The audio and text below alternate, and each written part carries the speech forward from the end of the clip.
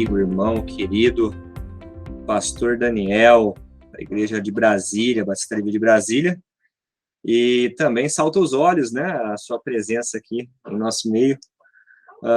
Fico feliz de ter aceitado o convite, principalmente num tema eu acredito que é de suma importância para nós, terem visto aí os séculos de debate a respeito desse capítulo, né? Então, agradeço e louvo a Deus pela sua vida, né? E como essa live está sendo gravada, depois a gente vai disponibilizar para o pessoal. Então, o tempo é seu, aproveita bastante, Deus abençoe e que possamos aprender. Ok, meus amigos, eu antes de mais nada queria agradecer de verdade a sua presença aqui hoje, né? Todos estão aí dando esse tempinho. Eu vou tentar fazer essa abordagem de Romanos 9 aqui hoje de uma maneira mais sucinta possível. Mas isso não quer dizer que você não possa fazer suas perguntas, interagir conosco, né? E a gente pode dizer que a carta de Paulo aos Romanos é uma carta de valor inestimável, né, para a história da igreja. Todo grande avivamento, todo grande despertamento que existiu na história da igreja, a carta de Paulo aos Romanos, ela estava envolvida no processo de alguma maneira, né? Isso foi assim no período da Agostinho, lá atrás, foi muito impactado por essa carta. Na Reforma, né, Lutero foi muitíssimo influenciado pela carta de Paulo aos Romanos. Calvino, o próprio Armínio, né, e os reformadores posteriores a Lutero, Calvino e Zwinglio foram também impactados. John Wesley teve seu coração aquecido, né, depois da leitura de Romanos. Mais à frente, na década de 70 por aí, o Cranfield, né, fez o seu monumental comentário sobre Romanos, e isso impactou muito a igreja. Nos anos 90, Douglas Moo. Nos anos 2000, por aí, né, o Thomas Schreiner e também o Grant Osborne, essa galera toda aí tem escrito e feito muitas colaborações no livro de Romanos. Então, a carta de Paulo aos Romanos é uma carta importante demais, muito fundamental, né? Deus tem usado grandemente. Mas ela também é polêmica, porque existem textos aqui que se tornaram divisores de água, né, na teologia, especialmente no que diz respeito à teologia sistemática. E Romanos, capítulo 9, é um desses textos, onde há bastante debate. Então, a minha intenção em compartilhar com vocês hoje Romanos 9 não é debater sobre um sistema teológico ou outro. A minha intenção é tentar suavizar, talvez, essas tensões que existem, essas polarizações que existem em torno de Romanos 9, e tentar entender aquilo que, de fato, o apóstolo Paulo quis dizer e o que os seus leitores iniciais também queriam dizer aí. Se você quiser abrir sua tela, eu acho que vai ser melhor para eu ver seu rosto aí um pouquinho e tal, acho que vai ser bacana aí, tá bom?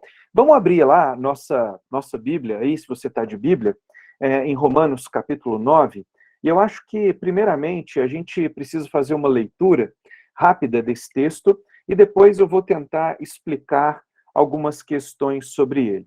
O grande debate que às vezes existe aqui em Romanos capítulo 9 está muito associado à questão da eleição de Deus, né? Da predestinação, o modo de Deus escolher, por que Deus aqui está rejeitando alguns israelitas e aceitando outros, por que ele justifica alguns e rejeita outros, né? Então, algumas pessoas, embalados por esse texto, costumam dizer que, na atualidade, Deus continua agindo dessa forma, escolhendo uns para a salvação, escolhendo outros, inclusive, para a perdição. Isso é chamado de dupla predestinação, né? Via de regra, alguns dos nossos irmãos de tendências mais calvinistas é que vão muitos deles nessa direção. Entretanto, eu queria mostrar que provavelmente o apóstolo Paulo ele não está aqui estimulando esse tipo de pensamento, de que Deus escolhe arbitrariamente ou misteriosamente alguns para um destino e outros para outro destino, uns para a salvação e outros para a perdição. Mas, primeiramente, vamos ler o texto para a gente se localizar aqui, tá bom? Diz o seguinte, capítulo 9, verso 1. Digo a verdade em Cristo e não minto, testemunhando comigo no Espírito Santo a minha própria consciência. Tenho grande tristeza e profunda dor, incessante dor no coração, porque eu mesmo desejaria ser anátema, separado de Cristo, por amor dos meus irmãos, meus compatriotas, segundo a carne. Eles são israelitas, pertencem à adoção e também à glória, às alianças, à legislação, o culto e as promessas. Deles são os patriarcas, e também deles descende o Cristo, segundo a carne, o qual é sobre todos. Deus bendito para todos sempre. Amém. E não pensemos que a palavra de Deus haja falhado, porque nem todos os de Israel são de fato israelitas. Nem por serem descendentes de Abraão são todos seus filhos. Mas em Israel será chamada a tua descendência. Isso é, estes filhos de Deus não são propriamente os da carne, mas devem ser considerados como descendência os filhos da promessa. Porque a palavra da promessa é esta: por esse tempo virei, e Sara terá um filho. E não somente ela, mas também Rebeca, ao conceber de um só, Isaque, nosso pai. E ainda, não eram os gêmeos nascidos, nem tinham praticado bem ou mal, para que o propósito de Deus quanto à eleição prevalecesse, não por obras, mas por aquele que chama. Já fora dito a ela, o mais velho será servo do mais moço, como está escrito: amei a Jacó, porém me aborreci ou odiei Esaú. Que diremos, pois? Há injustiça da parte de Deus? De modo nenhum, porque ele diz a Moisés: terei misericórdia de quem me aprouver ter misericórdia, e compadecer-me-ei de quem me aprouver ter compaixão. Assim, pois, não depende de quem quer ou de quem corre, mas de Deus usar sua misericórdia. Porque a Escritura diz a Faraó: para isso te levantei, para mostrar em ti o meu poder e para que o meu nome seja anunciado por toda a terra. Logo, tem ele misericórdia de quem quer e endurece a quem lhe apraz. Tu, porém, me dirás: de que se queixa ele ainda? Pois quem jamais resistiu à sua vontade? Quem és tu, ó homem, para discutires com Deus? Porventura pode o objeto perguntar a quem o fez: por que me fizeste assim? Ou não tem o oleiro direito sobre a massa para do mesmo barro fazer um vaso para a honra e outro para a desonra? Que diremos, pois?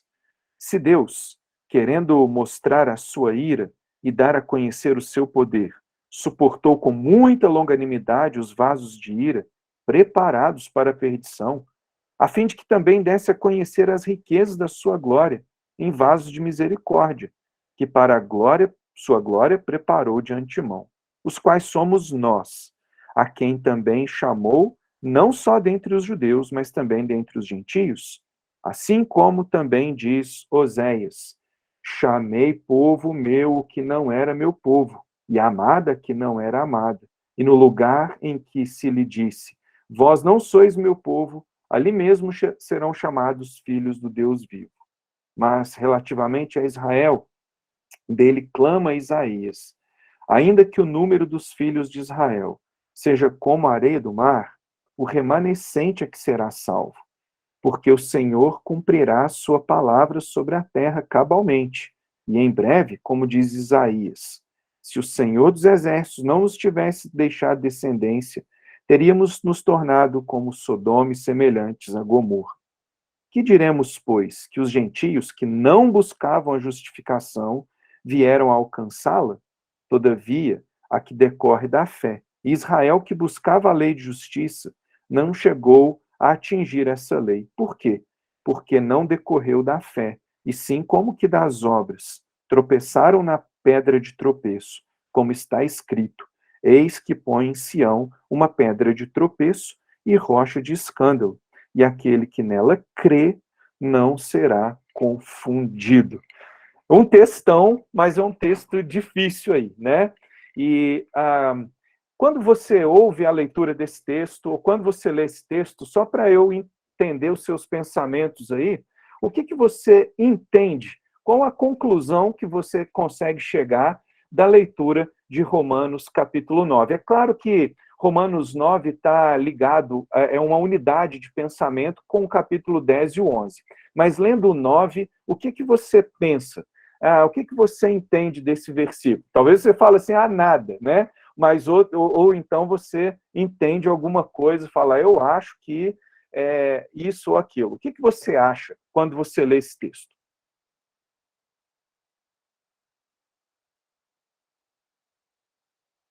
Pode ser um só de cada vez? Um de cada vez.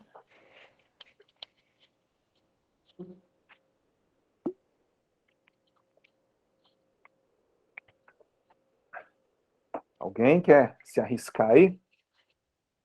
Soberania? Soberania de Deus? Perfeito. A soberania de Deus, correto? Mas em que sentido?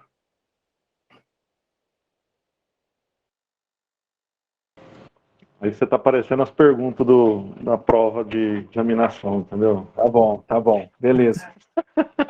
Não, no sentido mais amplo possível. Soberania de Deus sobre todas as coisas. Sobre a vida do ser humano e tudo mais, entendeu? Soberania total de Deus. Sim. Ok.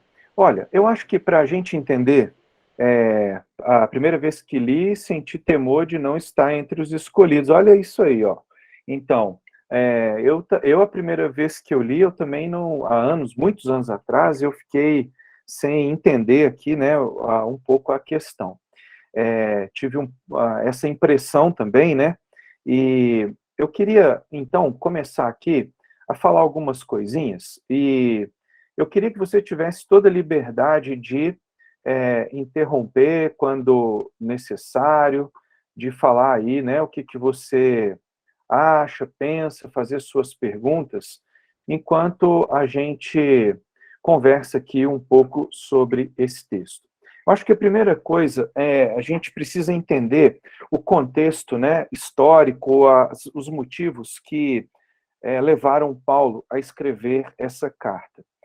A carta de Paulo aos Romanos, ela foi escrita por volta do ano 57.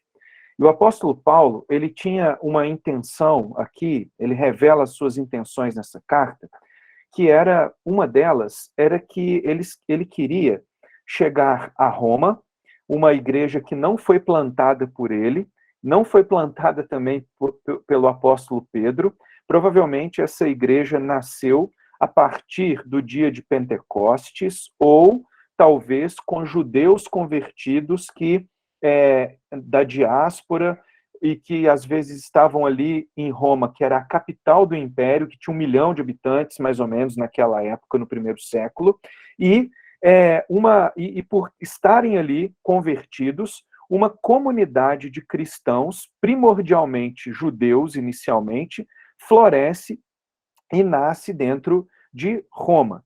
E o apóstolo Paulo escreve para essa igreja porque ele gostaria de chegar para os lados mais ocidentais do império. Ele queria chegar até a Espanha, porque ele já tinha explorado bastante os lados mais orientais do império, e agora ele queria que os irmãos de Roma financiassem, o apoiassem nesse propósito de chegar até a Espanha. Mas o apóstolo Paulo também, ele escreve essa carta porque havia, para que ele pudesse ser conhecido ou ser bem aceito ali na igreja, ele também precisava lidar com uma questão curiosa que acontecia, de um modo geral, na igreja, no mundo mais gentílico. O mundo gentílico é aquele que não é judeu, né? A igreja foi se espalhando e tendo judeus e gentios juntos. E ali em Roma, especificamente, aconteceu uma coisa curiosa. Nos primeiros anos que essa igreja foi se desenvolveu, ela era constituída primordialmente por judeus convertidos a Cristo. Porém, a comunidade judaica dentro de Roma era muito grande no primeiro século. Estima-se que havia cerca de 50 mil judeus habitando em Roma nos dias do apóstolo Paulo. E começou a existir dificuldades entre os judeus convertidos e os judeus não convertidos. E naquela época, o imperador de Roma era o imperador chamado Cláudio. E por causa da confusão que estava tendo entre judeus cristãos e judeus não cristãos, por causa de um tal Crestus, né, que a gente sabe que é Cristo, Cláudio, ele mandou todos os judeus embora de Roma. Ele teve um decreto para que os judeus fossem embora de Roma. Então foram embora de Roma tanto os judeus cristãos quanto os judeus não cristãos foram embora em 49. Mas quando o imperador Cláudio morre, os judeus voltam em 54 depois de Cristo. Quando eles voltam em 54 depois de Cristo, quem estava liderando agora a igreja não eram mais judeus cristãos, mas eram gentios cristãos, né? Porque pense bem, converteram os judeus e converteram alguns gentios. A maioria que era constituída de judeus sai da cidade de Roma e os gentios assumem a igreja em Roma. Então, a vida, o estilo de vida, o modo de viver dos gentios em Cristo era diferente dos judeus. E havia, então, ali um choque entre judeus e gentios na igreja de Roma. E Paulo, então, ele tenta mostrar na carta de Romanos que, na verdade, os judeus e os gentios, eles eram farinha do mesmo saco, por assim dizer. E ele faz isso lá no capítulo 1, ele já começa a falar sobre essa questão. Se você olhar no capítulo 1, né, de Romanos, você vai observar isso. No capítulo 1, ele já fala aí o seguinte, né? Pois não me envergonho do evangelho, porque é o poder de Deus para a salvação de todo aquele que crê, primeiro do judeu e também do grego. Paulo quer mostrar que o evangelho, ou a fé em Cristo, era necessário tanto para o judeu quanto para o não judeu, para o gentio. E aí ele mostra no capítulo 1 essa realidade. No capítulo 2, ele vai mostrar que os judeus, no capítulo 1 ele mostra que os gentios eram pecadores. No capítulo 2, ele mostra que os judeus também eram. No capítulo 3, ele vai falar que judeu e gentio eram pecadores, que todos eram, e que ambos precisavam de justificação por meio da fé em Cristo, somente pela fé em Cristo. Agora, por que Paulo ele queria explicar essas questões para os judeus? Porque os judeus acreditavam muito firmemente que eles já eram salvos, que eles já eram justificados por Deus por pertencerem à descendência de Abraão. Eles acreditavam que, por serem descendentes físicos de Abraão, eles estavam irrevogavelmente e estavam incondicionalmente garantidos perante Deus. Ou seja, eles entendiam o seguinte: Deus fez uma aliança com Abraão, prometendo que por meio de Abraão abençoaria toda a sua descendência. Como os judeus eram descendentes de Abraão, eles achavam que eles já estavam justificados, que eles já estavam salvos diante de Deus. E é interessante que Alguns pesquisadores, né, principalmente um cara chamado Epi Sanders, na década de 70, mais especificamente 1976, ele publica um livro que é a conclusão, os resultados das suas pesquisas nos documentos judaicos do Segundo Templo, ou seja, do ano 200 antes de Cristo até o ano 200 depois de Cristo. E quando ele começa a pesquisar esses documentos, ele percebe que realmente os judeus acreditavam que que já eram salvos. Eles não acreditavam que eles precisavam fazer obras para ser salvos. Eles acreditavam que já eram salvos por serem descendentes de Abraão e que as obras da lei eram simplesmente uma confirmação ou um desdobramento ou um distintivo, uma confirmação de que eles estavam na aliança de Deus, que as obras da lei só confirmavam a sua eleição. E é legal que esses documentos, quando você lê, é incrível. Olha só o que esse documento diz. Essa aí foi a regra lá de Qumran, né?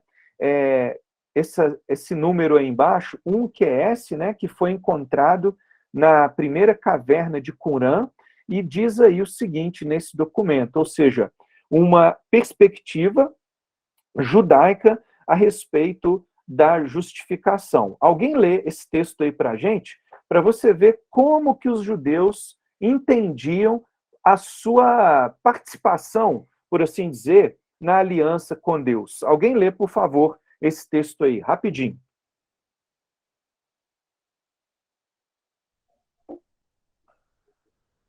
Alguém, por favor? Quanto a mim, se eu tropeçar, as misericórdias de Deus serão minha salvação eterna. Se eu cambalear por causa do pecado da carne, minha justificação será pela justiça de Deus, que dura para sempre. Ele me atrairá para a sua graça e, por causa da sua misericórdia, trará minha justificação. E ele me julgará na justiça de sua verdade, na grandeza de sua bondade, ele me perdoará todos os meus pecados. Através de sua justiça me purificará da impureza dos homens e do pecado das crianças dos homens. Desculpa aí que a vista está falhando já. Imagina, está ótimo, excelente. Então, quando você lê uma coisa dessas, né, nem parece que é aquele judeu que a gente pintava, às vezes, muito parecido com um católico romano, né, que achava que tinha que fazer obras para ser salvo. Os judeus acreditavam mesmo que eles já eram garantidos, salvos mesmo, por serem descendentes de Abraão, que as misericórdias e a graça de Deus já eram sobre eles, e eles praticavam a lei somente como um ato mesmo de confirmação, né, dessa aliança. Se você olhar textos bíblicos também, nós podemos notar, né, que os judeus tinham mesmo essa espécie de presunção ou de preciosismo por pertencerem à aliança, à descendência de Abraão. Olha só, em Mateus 3,9, né, o João Batista está ali confrontando eles, e ele fala assim: não pensem que vocês podem dizer a si mesmos, Abraão é nosso pai, né? Ou seja, não pensem que vocês estão garantidos porque são descendentes de Abraão. Pois eu lhes digo que destas pedras Deus pode fazer surgir filhos a Abraão. Então, João Batista, ele está condenando aí esse pensamento dos judeus de acharem que já eram eleitos, que já eram garantidos, que irrevogavelmente eles estavam salvos por pertencerem à descendência abraâmica. No capítulo 8 lá de João, né, Jesus também confronta fortemente os judeus, os fariseus especificamente, e eles respondem para Jesus assim: somos descendentes de Abraão e nunca fomos escravos de ninguém. Como você pode dizer que seremos livres? Então, Jesus estava dizendo que os fariseus estavam condenados, mas eles falam, você tá doido? A gente é descendente de Abraão. Então, essa ideia realmente permeia aqui o Novo Testamento e também permeia esses documentos fora do Novo Testamento. E quando a gente fala... eu acho legal também que esse Charles Hodge aí, né, muito antes do Epicenders, lá em 1835, ele já fala o seguinte: era a opinião comum entre os judeus de que a promessa de Deus sendo feita a Abraão e a sua descendência, que todos os seus descendentes selados pelo rito da circuncisão poderiam certamente entrar nas bênçãos do reino messiânico. Isso era suficiente para eles. Portanto, viessem dizer, nós somos filhos de Abraão. Então, em suma, os judeus, de um modo geral, pensavam que eram salvos irrevogável e coletivamente justificados nos méritos da aliança abraâmica. Isso hoje é chamado, depois dessas pesquisas, né, que eu falei aqui, do Epicenders e outros, é chamado de nomismo da aliança, né? Nomismo vem da ideia de lei, né? Eles praticavam a lei, mas estavam alicerçados aí, segundo o pensamento dos judeus, na aliança abraâmica. Até aqui, pergunta ou dúvida? Deu para entender essa questão aí, galera?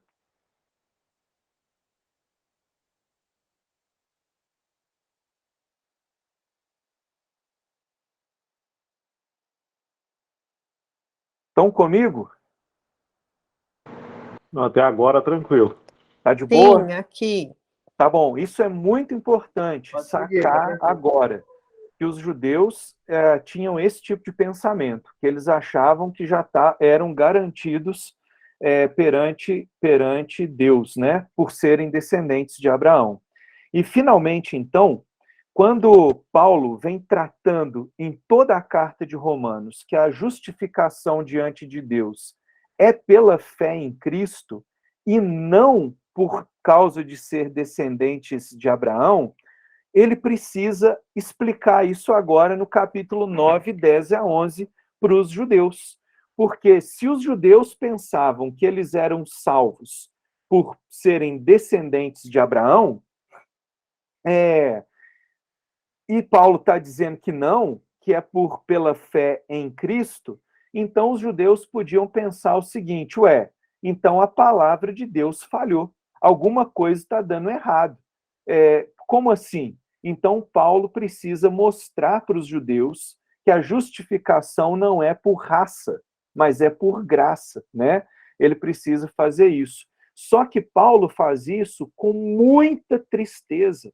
Ele não está nada feliz de ver que muitos dos seus parentes, muitos dos seus irmãos de nação, né, seus patrícios, eles estavam agora estavam perdidos porque não entendiam que a salvação, a justificação era pela fé em Cristo, mas por serem descendentes de Abraão.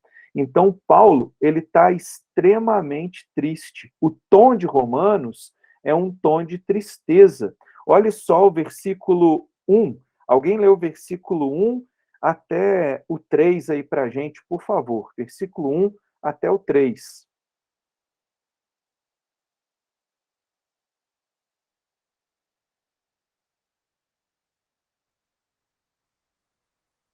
Quem achou, lê para a gente aí. Ô, Dani, repete o texto, por favor. Qual que é? Romanos 9, verso 1 ao 3. Posso ler? Pode ler. Digo-lhes a verdade, tendo Cristo como testemunha em minha consciência, e o Espírito Santo a confirmam. Meu coração está cheio de amargura, de amarga tristeza e angústia sem fim por meu povo, meus irmãos judeus. Eu estaria disposto a ser amaldiçoado para sempre, separado de Cristo, se isso pudesse salvá-los. Olha que coisa. O tom de Romanos é um tom de profunda tristeza. Se a gente esquecer que Paulo está muito triste quando ele escreve isso aqui, a gente pode entender mal essa passagem. Eu vejo, às vezes, as pessoas lendo essa passagem, né, com alegria, para mostrar e querer provar que Deus escolhe uns para a perdição e outros para a salvação. A tal da dupla predestinação, né? Que Deus, por razões misteriosas, ocultas na sua soberania, ele está escolhendo uns para um destino e outros para outro destino, e eles usam Romanos 9, assim, tipo, dando pulo de alegria para vencer um debate.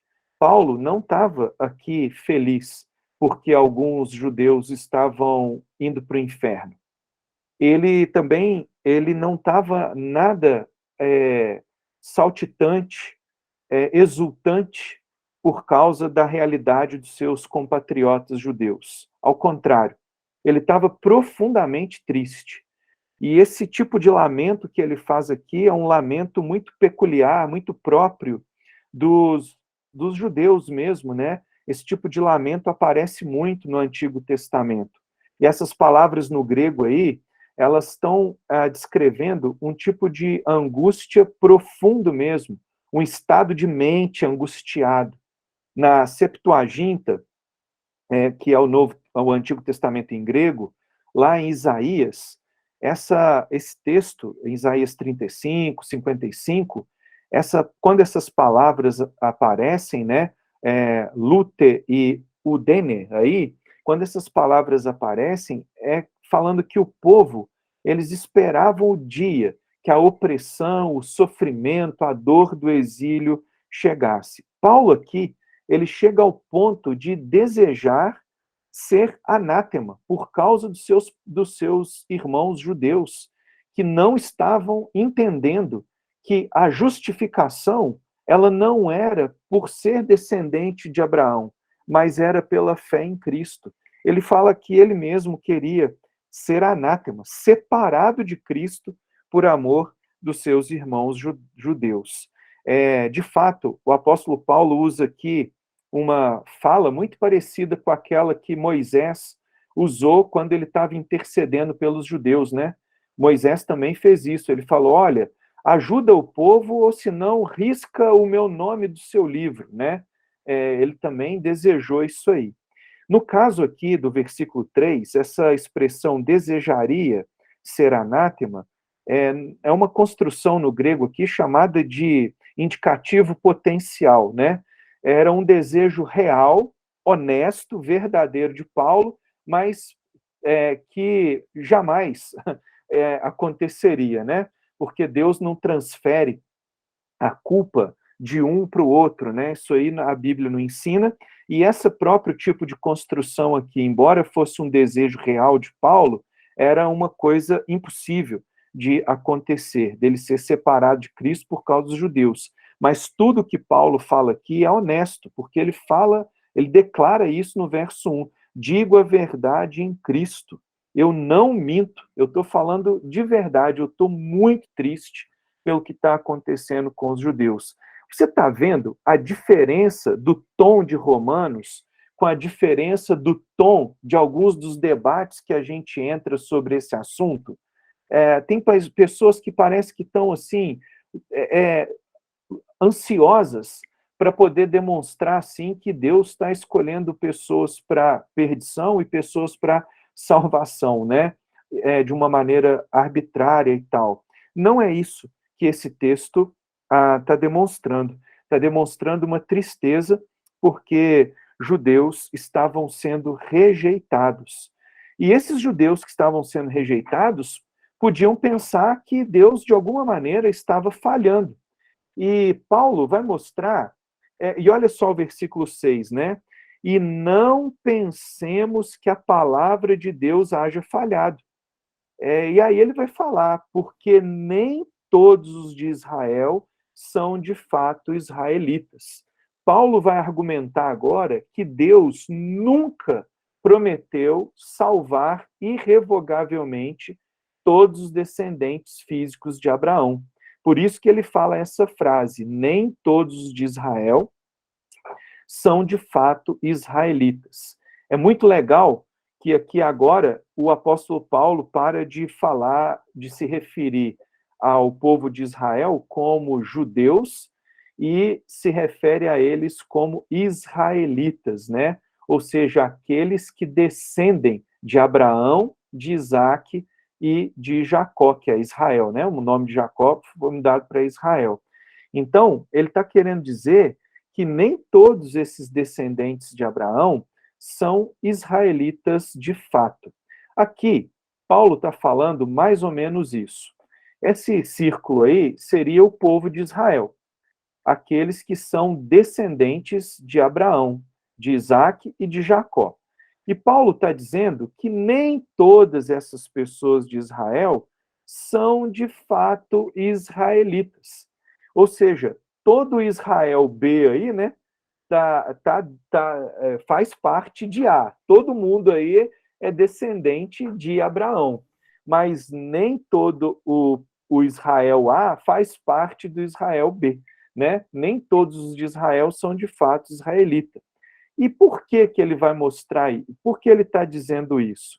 Ele vai mostrar que descendentes de Abraão, descendentes físicos de Abraão, já foram, em algum momento, rejeitados.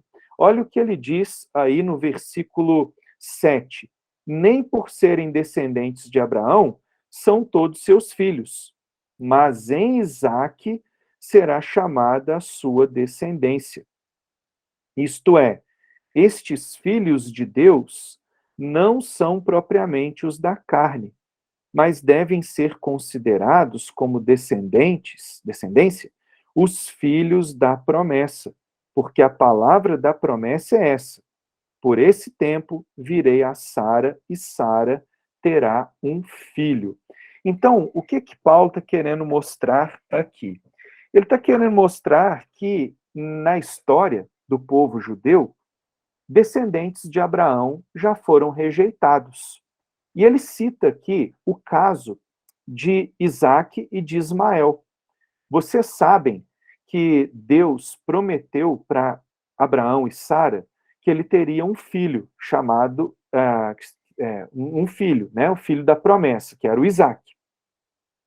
Mas Abraão e Sara agiram precipitadamente, agiram na carne, vamos dizer assim, e tiveram Ismael. Então, vocês se lembram que Deus rejeitou Ismael e aceitou Isaque, porque Isaque, ele era o filho da promessa. E Ismael, ele foi fruto do lapso de fé e de falta de confiança, né, por assim dizer, de Abraão e de Sara. Então, Paulo acaba de mostrar que já houve descendentes de Abraão que foi rejeitado. E eu acho legal isso aqui, que ele mostra que esses filhos de Deus, né, ele fala aqui, ó, isso é, os filhos de Deus, no verso 8, não são propriamente os da carne, ou seja, não é aquele que procede do ato precipitado de Sara e de Abraão, com aquela escrava Agar. Mas os filhos de Deus, eles são os filhos da promessa.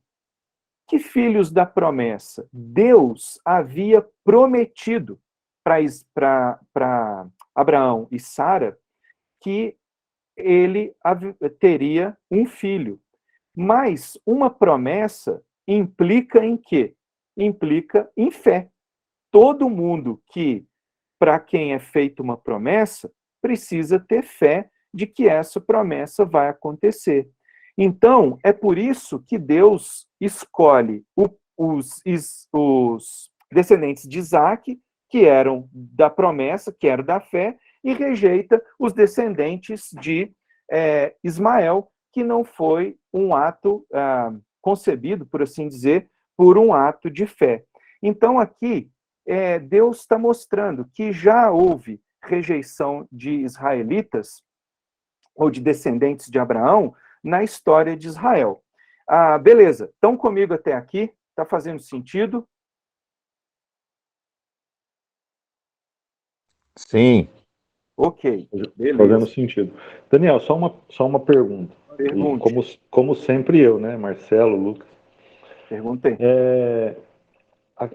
No texto de Gênesis 21, quando Agar e Ismael são colocados para fora do acampamento e eles vão para o deserto.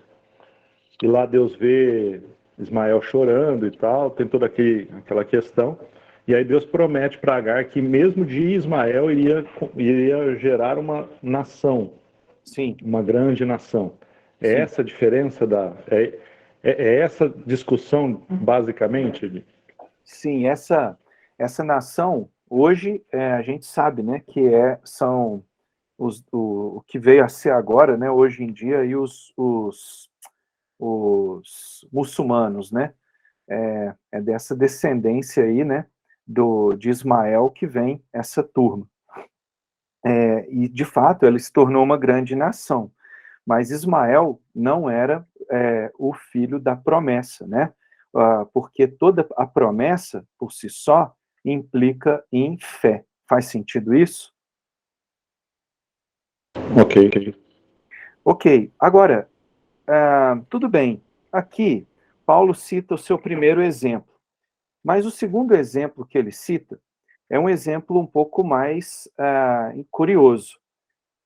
Porque o judeu podia olhar para isso aqui e falar assim, beleza, eu concordo com isso aí. Deus, ele escolheu a linhagem de Isaac, que é a linhagem da promessa, e é dessa linhagem que eu venho. Então, até aqui, o judeu podia falar assim, não, tá tranquilo isso aqui.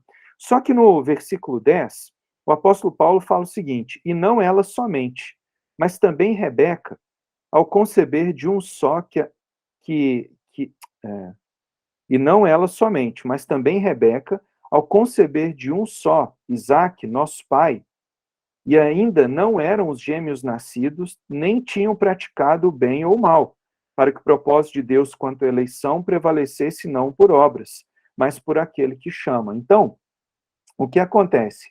Agora ele vai usar o exemplo aqui de Rebeca, né? E o que acontece com Rebeca? Rebeca, ela teve gêmeos, filhos do mesmo ventre, do mesmo pai. Abraão teve Isaque e Jacó. E é interessante o texto grego aqui, que ele fala, e não só ela somente, mas também Rebeca ao conceber de um só. A palavra no grego aqui é assim, Isaque e Jacó vieram... Esaú, né? Esaú e Jacó vieram de uma namorada só, do mesmo namoro, vamos dizer assim. A palavra no grego quer dizer isso aí. De uma noite só veio o Esaú e também Jacó. E Deus escolheu um e rejeitou o outro. E o texto ainda diz: e ainda não eram os gêmeos nascidos, nem tinham praticado o bem ou o mal, para que o propósito de Deus quanto à eleição prevalecesse não por obras, mas por aquele que chama. Então ele está mostrando aqui que Deus nunca prometeu salvar descendentes físicos de Abraão. Aqui está um caso clássico de Esaú e Jacó. Eles não eram nascidos ainda e nem tinham feito bem, nem tinham feito mal, não tinham feito nada ainda, e Deus já escolheu um e rejeitou o outro, para que o propósito de Deus quanto à eleição prevalecesse. Aqui, o que está acontecendo? Calvinista e arminiano vão concordar que Deus escolheu antes da fundação do mundo, Deus elegeu antes da fundação do mundo os seus. O que a gente não sabe é como Deus fez isso lá na eternidade passada. Uns vão falar que Deus previu, outros vão falar que Deus determinou, quem ia e quem não ia, mas não é isso aqui. E esse assunto, Paulo não está tratando aqui, o que Deus fez na eternidade passada. Ele só está querendo mostrar que Esaú e Jacó, eles foram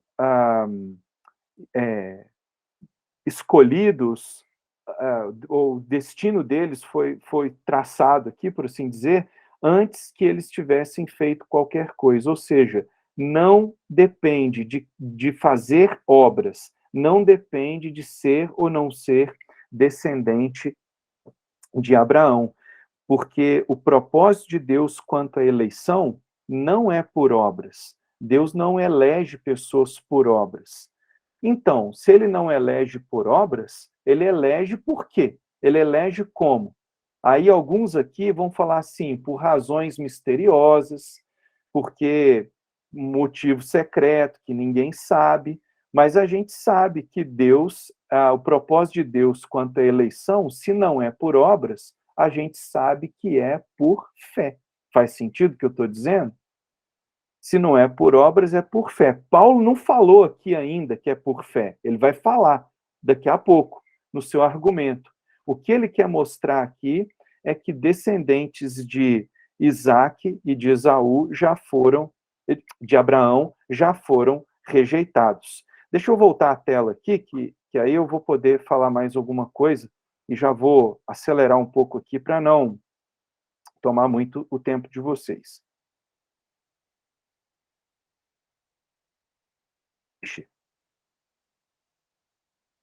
Então, eu acho legal isso aí, né? Que, fala aí, a promessa sempre está relacionada à fé, e nunca com obras. Promessa implica em confiança naquele que a fez, a confiança de que ele irá cumpri-la em seu tempo. A promessa está ligada indissoluvelmente à fé. Filhos da promessa não são os simples descendentes de Abraão, mas aqueles que creem em Cristo Jesus. Então, nesse primeiro exemplo, Paulo demonstra que Deus era justo em rejeitar descendentes de Abraão, no caso de Ismael. E aqui ele rejeita, né, também o caso de Esaú e de Jacó, né? Ser descendente físico de Abraão não garante a justificação, pois não somente Ismael, que era filho da escrava, foi rejeitado, mas também Esaú o fora, que era filho de Rebeca e de Isaac. Então, aqui ele vai falar nessa questão, e ainda não eram os gêmeos nascidos, nem tinham praticado o bem e o mal, para que o propósito de Deus quanto à eleição prevalecesse, não por obras, mas por aquele que chama. Então, não por obras é um tema muito recorrente na carta de Paulo aos Romanos, né? Então, se o propósito de Deus quanto à eleição não é salvar por obras, é por fé, e o que é diametralmente oposto a obras. Alguém lê aí o que está nesses dois tópicos, por favor.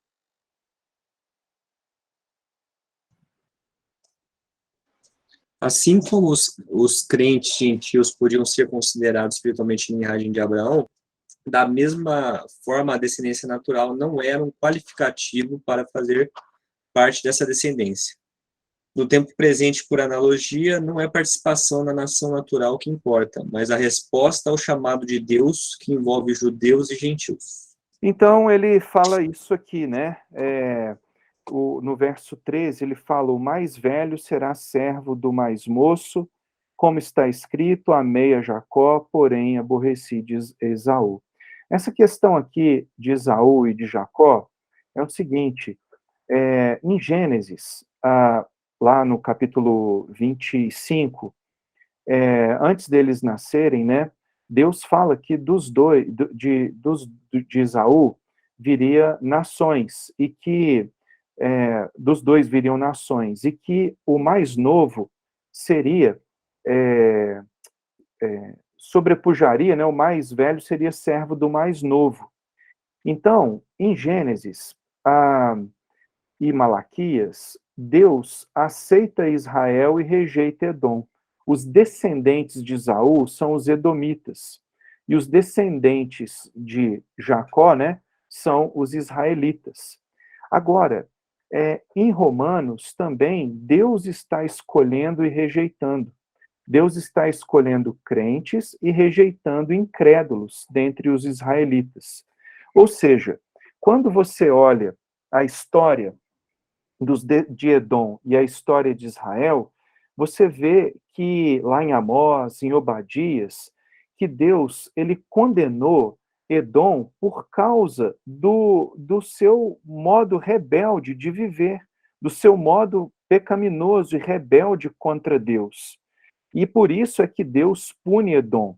No caso de Romanos, a mesma ideia acontece. Paulo está dizendo que Deus ele não vai poupar judeus porque eles são descendentes de Abraão.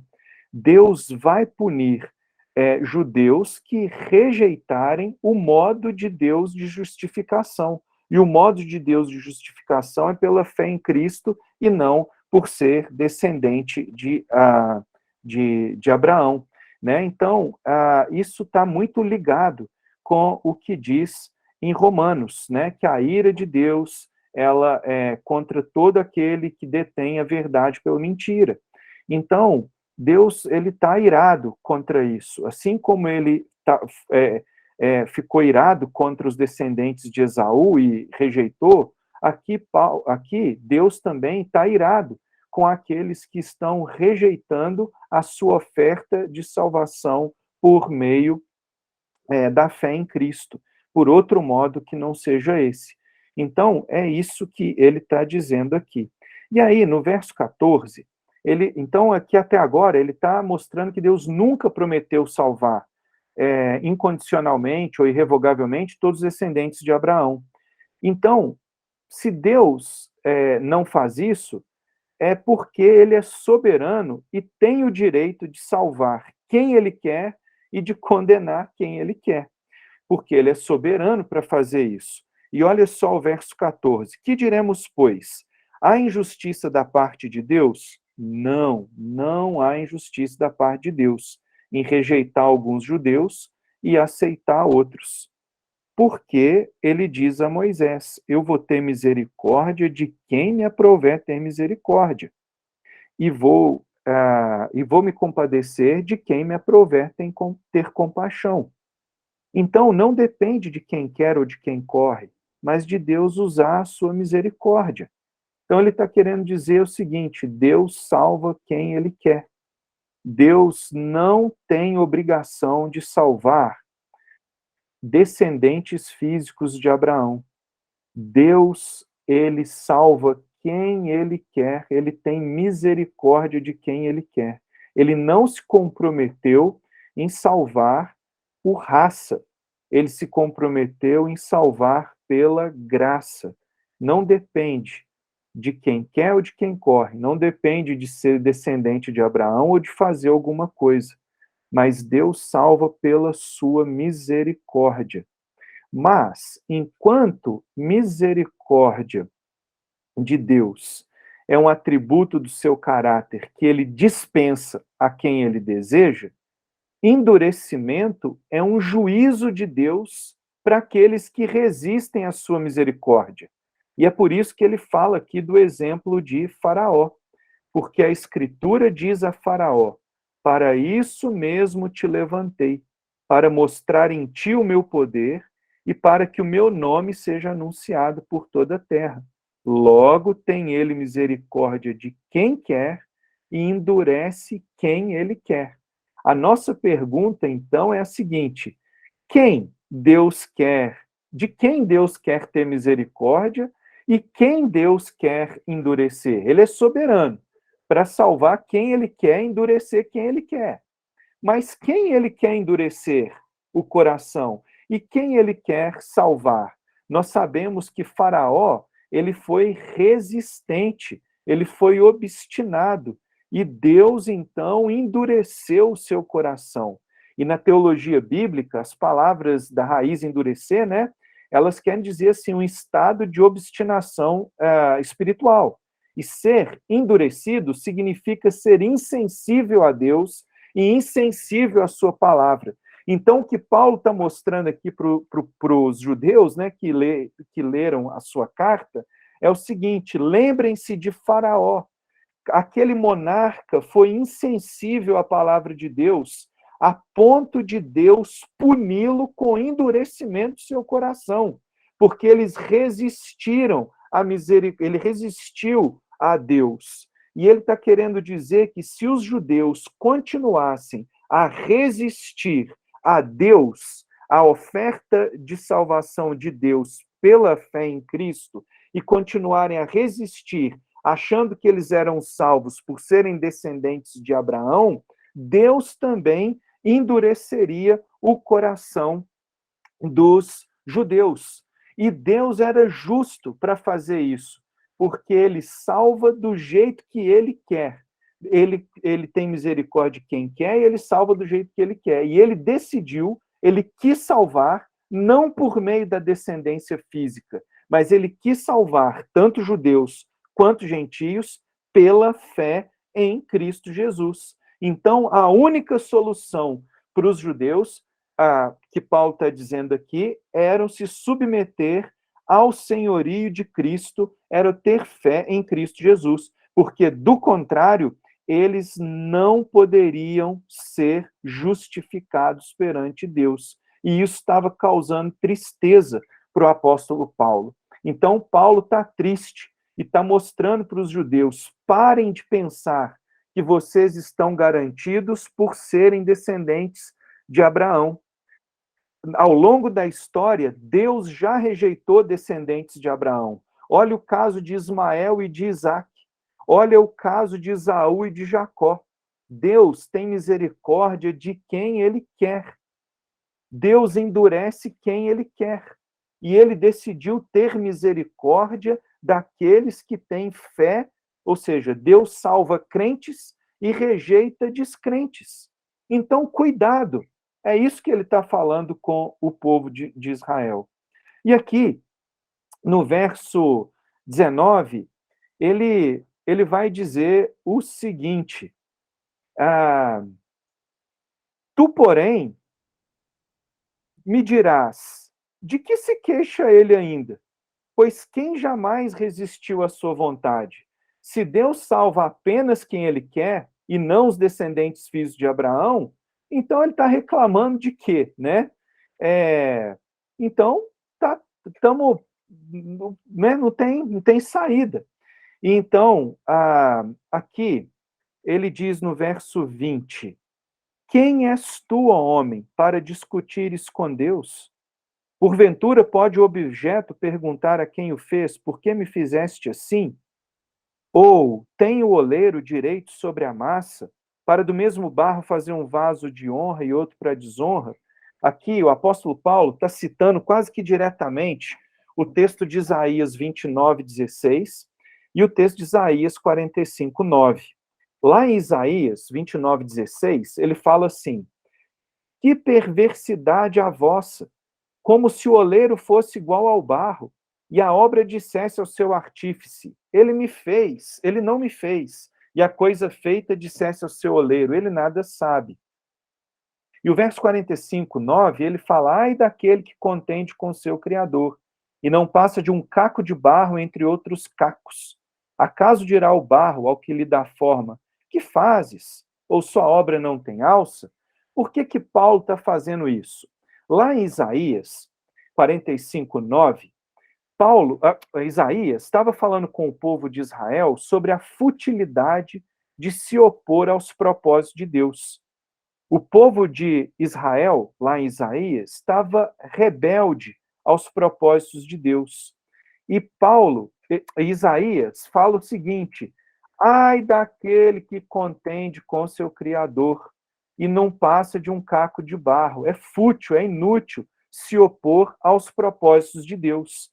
Então, aqui, Paulo está citando esse texto para lembrar aos judeus que seria fútil, inútil, eles tentarem encontrar um outro modo de salvação que não fosse aquele estabelecido por Deus. E isso também aconteceu em Isaías 29:16. Em Isaías 29, O Deus prometeu, né, o juízo de Deus contra o povo era porque o povo de Israel tinha confiado nos recursos de outras nações e não no Senhor. Como assim? Israel ficava entre o Egito e a Assíria. E quando Israel era atacado pela Síria, ele fazia aliança com o Egito. Quando Israel era atacado pelo Egito, ele fazia aliança com a Síria. E Deus falava: eu não quero que você faça aliança nem com a Síria, nem com o Egito. Eu quero que você confie em mim. Eu quero que você confie no que eu estou fazendo. Mas eles não confiavam. E por isso, Isaías fala: que perversidade a vossa! Como se o oleiro fosse igual ao barro e a obra dissesse ao seu artífice: ele não me fez. E a coisa feita dissesse ao seu oleiro: ele nada sabe. Então ele está querendo dizer assim, é como se o povo de Israel estivesse falando assim: gente, esse jeito de Deus de salvar a gente está errado. A gente tem que fazer aliança ou com o Egito ou com a Síria. Então, quando Paulo cita Romanos 9:20, ele está lembrando os israelitas disso. Em Isaías, os israelitas estavam dependendo dos seus próprios esforços e não de Deus para a sua salvação. Em Romanos, a mesma coisa estava acontecendo. Os israelitas estavam dependendo dos seus próprios méritos de descendência abraâmica para a salvação e não na justificação pela fé em Cristo. E por causa disso, daquele mesmo povo ia ter vaso para honra e vaso para desonra. Ora, quem são os vasos para honra e quem são os vasos de desonra? Os vasos para honra, olha o verso 21. Que diremos, o verso 21, desculpe. Ou não tem o oleiro direito sobre a massa, para do mesmo barro fazer vasos de honra e para desonra, ou seja, do mesmo povo de Israel, ele tem pessoas que creem e vão ser justificados pelo modo de Deus, e aqueles que não creem, que vão tentar fazer do seu modo. Então, eles têm no mesmo povo vasos de barro e vasos de honra. E o verso 22 fala: que diremos, pois? Se Deus, querendo mostrar sua ira, que Deus está irado, ele quer mostrar sua ira, e dá a conhecer o seu poder, teve muita paciência, suportou com muita longanimidade os vasos de ira, preparados para a perdição. Deus está preparando mesmo essas pessoas que estão rejeitando a sua oferta de salvação em Cristo, elas estão preparando eles para a perdição, a fim de que também desse a conhecer a riqueza da sua glória em vasos de misericórdia, que também ele preparou de antemão. Aí ele vai falar quem são os vasos de misericórdia, os quais somos nós, a quem também chamou, não só dentre judeus, mas também dentre gentios. Ou seja, Deus tem um modo de salvar, é pela fé em Cristo. Esses são vasos de honra. Mas aqueles que rejeitam essa oferta, eles são vasos preparados para a ira. Assim, o que se depreende claramente do texto de Romanos é que os vasos de misericórdia são judeus e gentios, como diz o verso 24, enquanto os vasos de ira, preparados para a destruição, são aqueles judeus que não estavam aceitando a justificação pela fé. E Paulo vai fechar esse pensamento dizendo o seguinte: assim como também diz em Oséias: chamarei povo meu, ao que não era meu povo, e amada a que não era amada. E no lugar em que se lhe diz: vós não sois meu povo, ali mesmo serão chamados filhos do Deus vivo. Mas sobre Israel, diz Isaías: ainda que o número dos filhos de Israel seja como a areia do mar, olha só isso, um remanescente é que será salvo, porque o Senhor cumprirá a sua palavra sobre a terra, cabalmente e em breve, como diz Isaías: se o Senhor não nos deixasse descendência, teríamos nos tornado como Sodoma e Gomorra. Que diremos, pois? Que os gentios que não buscavam a justificação vieram alcançá-la, todavia a que decorre da fé, a fé em Cristo. E Israel, que buscava a lei de justiça, né, de ser da descendência de Abraão, não chegou a atingir essa lei. Por quê? Porque não decorreu da fé, e sim como que das obras. Tropeçaram na pedra de tropeço, como está escrito, eis que põe em Sião uma pedra de tropeço e rocha de escândalo. Quem nela crê não será confundido. A razão por que os israelitas estavam sendo rejeitados era rejeitar a pedra angular. Para os da fé em Jesus, para os da fé, perdão, Jesus é a pedra angular. Para os descrentes, Jesus é pedra de juízo. E Deus é justo em agir assim. Então a gente conclui dizendo isso, que esse capítulo diz que a justificação de Deus não é baseada em méritos próprios, de obras ou de descendência física. Antes, a justificação de Deus é única e exclusivamente pela fé, que é oposto a obras, né? Pela fé em Cristo. E Deus é perfeitamente justo e soberano em agir assim. Ele salva quem ele quer, como ele quer. E ele decidiu salvar pessoas por meio da fé em Cristo e rejeitar pessoas que não se submetem a essa fé, ainda que estes sejam israelitas descendentes de Abraão, porque judeu e gentio precisam, só podem ser salvos ou justificados diante de Deus por um único meio, que é a fé em Cristo. Porque em Cristo, toda a lei e as exigências da aliança de Abraão foram cumpridas. Então, só por meio de Jesus é que judeu e gentio recebem justificação dos seus pecados para a salvação.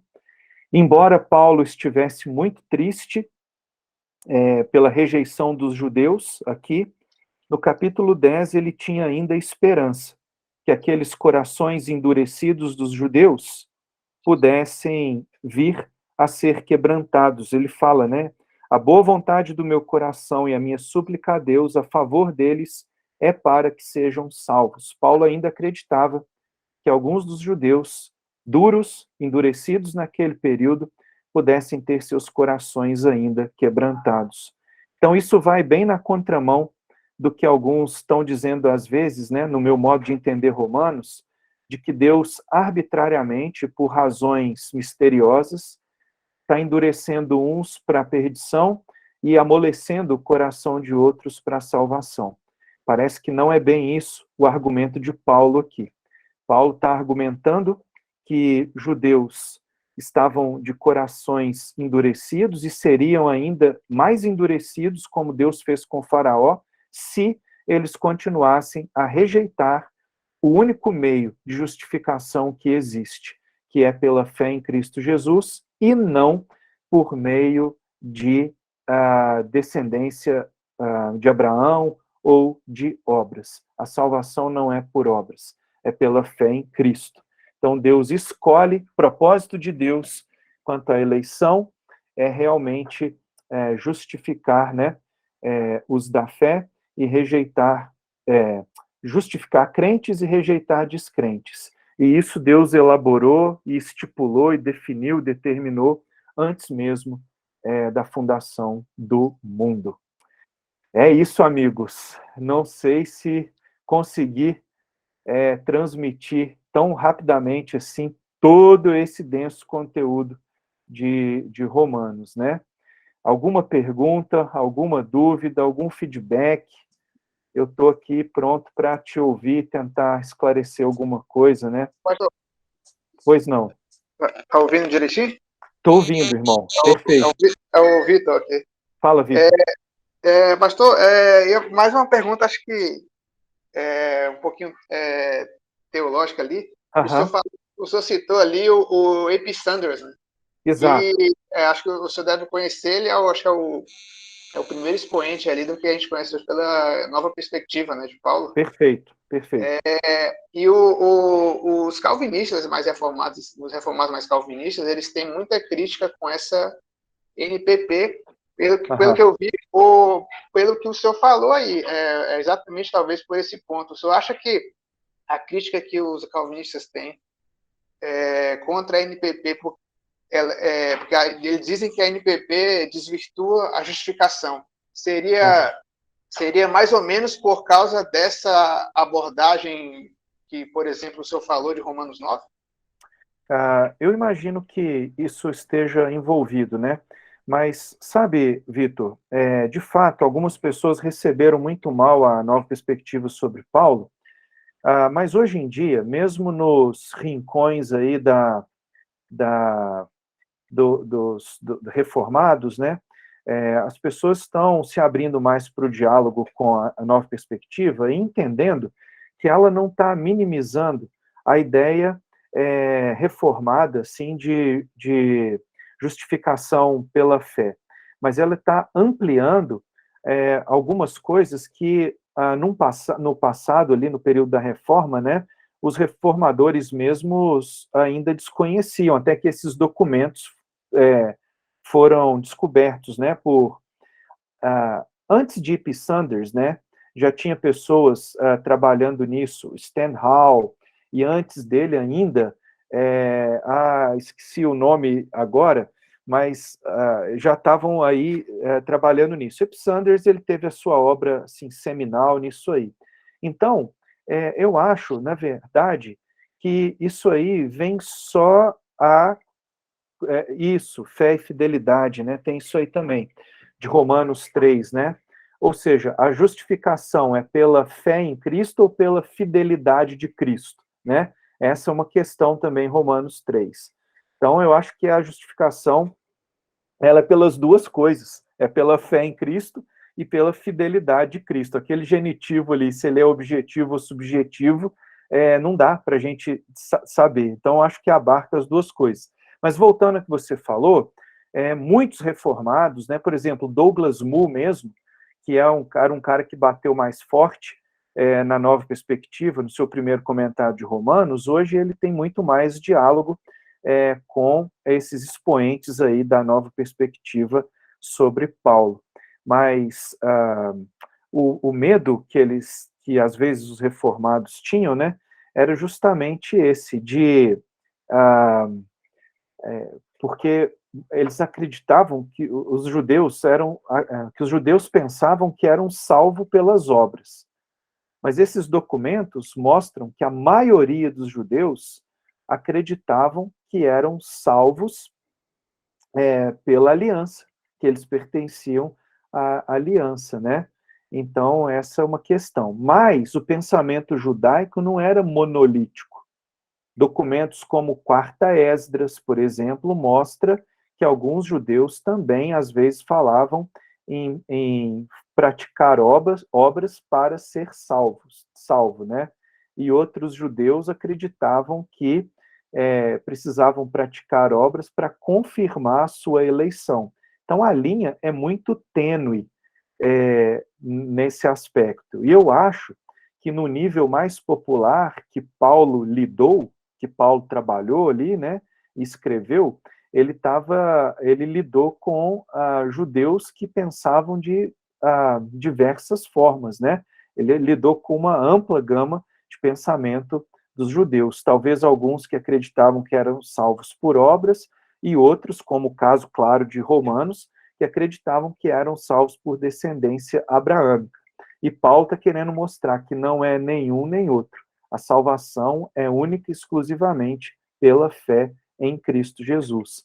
Então, hoje, Vitor, tem havido muito mais diálogo da galera da nova perspectiva com os reformados, né? Está havendo aí uma interação melhor. A nova perspectiva foi muito mal recebida no Brasil, mas essa não é a realidade no âmbito mais acadêmico, mais amplo, né? Há um diálogo bem interessante aí nesse tópico. Ajudou? Faz sentido minha resposta? Entendi, pastor. Obrigado. Beleza. Mais alguém tem uma pergunta, observação? Ô, Foi ô, ótimo. Dani, Oi. eu queria pegar carona nessa questão do Vitor aí, da nova perspectiva, porque no Aham. Brasil a influência ainda é o debate do N.T. Wright com o John Piper, Aham. sobre essa nova perspectiva. Inclusive, você pega os canais mais reformados aí, ainda eles estão lá em 2010, lá ainda, eles estão lá para trás. Exatamente. Ah, eu gosto muito da questão da perspectiva exegética dentro de uma teologia bíblica, tanto é que eu e o pastor Lucas, a gente compartilha muito da importância de uma teologia bíblica bem fundamentada, Aham. né? Ela reforça a sistemática, mas eu tenho uma pergunta que, por exemplo, a gente escuta calvinistas, expoentes calvinistas aqui no Brasil, por exemplo, o Marco Greconato fala que o Romanos 9 é a criptonita arminiana, contra os arminianos, né? E eu também sei que arminianos também cometem deslizes hermenêuticos e exegéticos que também devem ser corrigidos, né? Sim. Na sua avaliação, assim, qual que é a grande problemática do óculos de uma sistemática do século XVI para interpretar um texto de 2000 anos atrás?